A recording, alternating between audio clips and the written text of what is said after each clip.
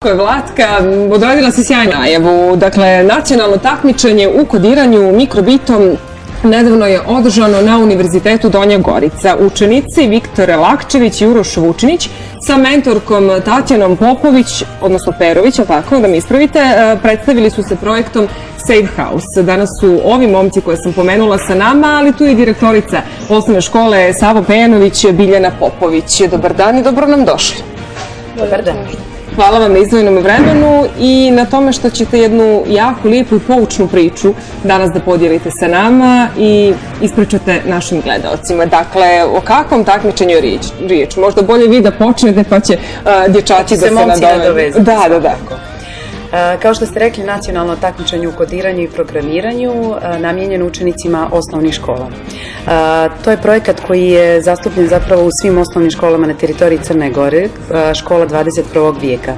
Ove godine naša škola je ušla u prvih 12 škola koje su dobile priliku da se takmiče na UDG-u i ja mislim da smo zaista ponosni što smo osvojili to 3. mjesto.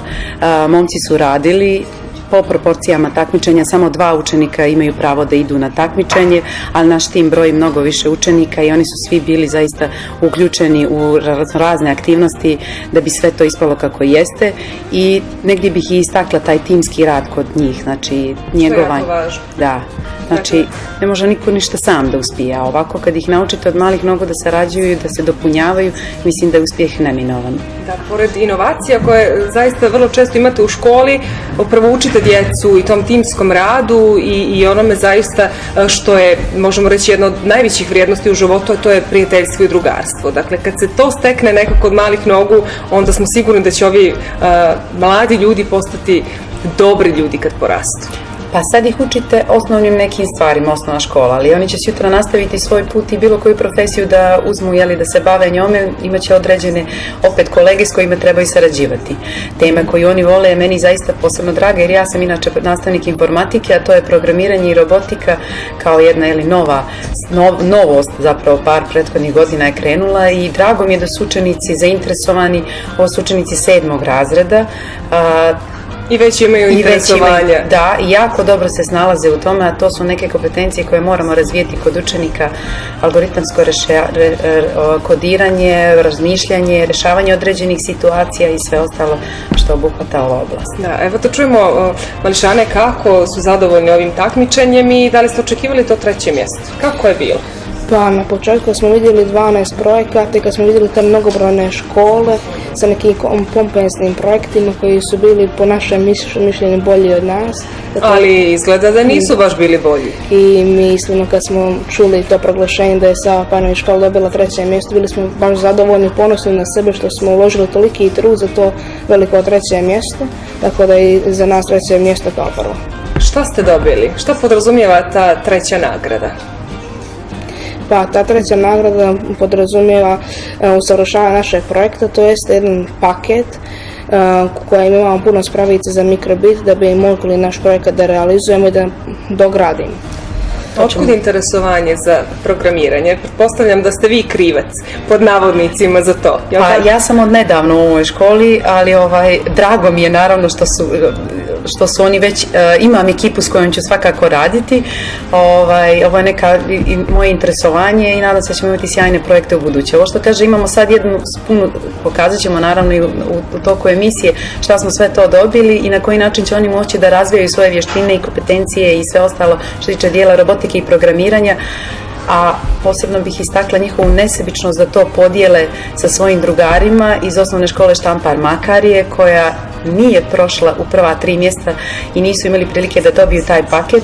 Ali su učestvovali, to je negdje jako važno. Jeste. Važno je nekad i učestvovati. Važno je učestvovati, ali to je ovo što smo sad rekli, znači sa njihove strane nesebično njihova ideja bila, možemo li da pozovemo sad učenike neke škole Štampar Makarije da im pokažemo šta smo dobili, da zajedno napravimo neki projekat.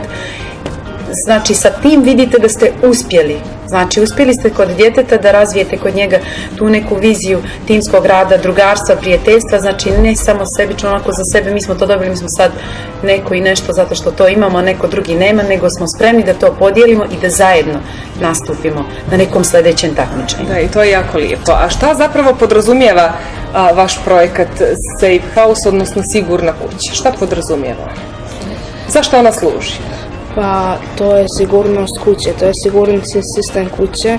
Došli smo u tu ideju zato što je British Council, to je organizator našeg takmičenja, dao nam 11 ciljeva održivog razvoja. Mi smo uzeli taj 11, to je sigurnost gradova.